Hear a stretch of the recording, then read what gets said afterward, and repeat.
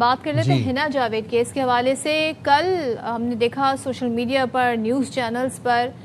جو post mortem report ہے حنا کی، اس کی ڈیٹیل سامنے آئی ہیں اور وہ اتنی حیران کن ہے، دل دہلا دینے والی ہے،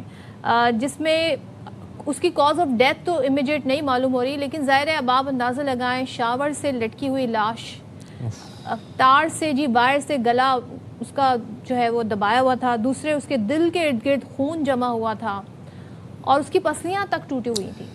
گردن کی ہڈی ٹوٹی ہوئی تھی، ہپ بون ٹوٹی ہوئی تھی، پسلیاں ٹوٹی ہوئی تھیں، جسم پر جگہ جگہ زخم کے نشانات تھے۔ موت کی وجہ کا تعین کرنے کے لیے لاش سے حاصل نمونے فورینزک لیب بھجوا دیے گئے ہیں۔ اور حنا جاوید کی شادی 9 ماہ قبل ہوئی تھی اور قتل کا مقدمہ تھانہ سول لائنز میں مقتولہ کے بھائی فہد جاوید کی مدیت میں درج ہے۔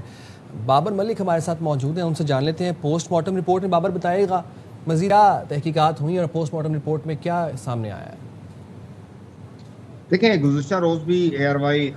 باخبر سویرا میں ہم نے تفصیلات اس سے متعلق تمام بتا دی تھی، لیکن کل پوسٹ مارٹم رپورٹ سامنے آئی جس میں حنا جاوید کی گردن کی ٹوٹی ہوئی ہڈی، جسم پر تشدد کے نشانات اور دل کے اوپر جو ہے خون جمع ہوا، اس حوالے سے اس رپورٹ میں اہم انکشافات کر دیے گئے تھے۔ تو یوں یہ خودکشی کا رنگ دینے کی کوشش کی، جسے پولیس نے بروقت کارروائی کر کے مرڈر کی ابتدائی تحقیقات مکمل کر کے ملزمان کو گرفتار کیا۔ گزشتہ روز چونکہ یہ معاملہ بہت ہائی لیول پہ بہت زیادہ میڈیا میں اس کے اوپر آیا، تو اس کے اوپر آر پی او راولپنڈی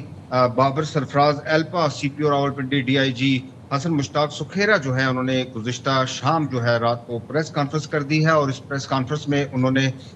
مقتولہ حنا جاوید کے شوہر ڈاکٹر فیصل اصغر کی گرفتاری کے حوالے سے اور اس کے شریک ملزم ذیشان کی گرفتاری کے حوالے سے تفصیلات بتائیں، اور تحقیقات کے حوالے سے بتایا کہ وہ ہر پہلو پہ تحقیقات کریں گے۔ ہم نے ان سے یہ بھی پوچھا تھا کہ اس میں ان کے ملزمان کا ڈی این اے ٹیسٹ لیا جائے گا، تو انہوں نے کہا کہ کوئی بھی لکونہ نہیں چھوڑیں گے، ایک مضبوط اسٹرانگ قسم کا ایویڈنس کر کے چلان جمع کروائیں گے تاکہ ملزمان کو بروقت سزا ملے۔ تو انہوں نے یہ بھی انکشاف اس میں کر دیا تھا کہ 20 اگست کی صبح 6 بجے ایک کال موصول ہوئی کہ ایک جو ہمارے گھر میں چور گھس آیا، تو اس کے اوپر جب پولیس وہاں پہ گئی تو وہاں پہ ایک لاش جو ہے وہ اس خاتون کی مقتولہ کی لاش واش روم میں لٹکی ہوئی تھی، اور تو تمام حالات و واقعات مشکوک تھے، تو فوری طور پر سی پی او اور دیگر افسران نے فیصلہ کیا کہ مرڈر کا مقدمہ درج کریں۔ اس کے بھائی کی مدیت میں یہ مقدمہ درج کیا گو کہ جو ملزم ہے، مرکزی ملزم اس کے والد ہیں 78 سالہ، انہوں نے اطلاع پولیس کو بھی اور اطلاع اس کے ورثہ یعنی کہ اس کے بھائی کو بھی دی۔ بابر یہ بتائیے گا کہ مزید شواہد جو ہے فورینزک لیب بھیج دیے گئے، وہاں فورینزک لیب سے رپورٹ کب تک آئے گی؟ دیکھیں، فورینزک لیب کی رپورٹ جو ہے ود ان ویک یہ رپورٹ بھی آنی ہے، اور خاص طور پر اگر ذکر کیا جائے دونوں ملزمان کا 3 روزہ جسمانی ریمانڈ ہے آج تک کیا، اور دونوں کو لاہور منتقل کیا گیا جہاں پہ ان کے ڈی این اے ٹیسٹ کے اس وقت نمونے حاصل کر لیے گئے۔ اس کے بعد انہیں سخت سیکیورٹی حصار میں واپس یہاں راولپنڈی منتقل کیا جائے گا۔ اس کے بعد آج یا کسی وقت کل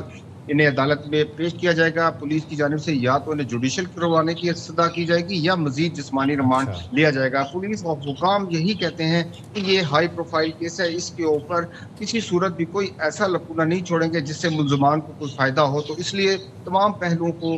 مد نظر رکھتے ہوئے اس کی تحقیقات کی جا رہی ہے۔ ٹھیک ہے، بہت شکریہ بابر ملک اپڈیٹ کرنے کے لیے۔ تمام پہلوؤں مد نظر رکھتے ہوئے تحقیقات کی جا رہی ہیں۔ جو فورینزک رپورٹ ہے وہ 1 ہفتے کے اندر آ جائے گی، تو مزید بھی تحقیقات آگے جاری رکھی جائیں گی۔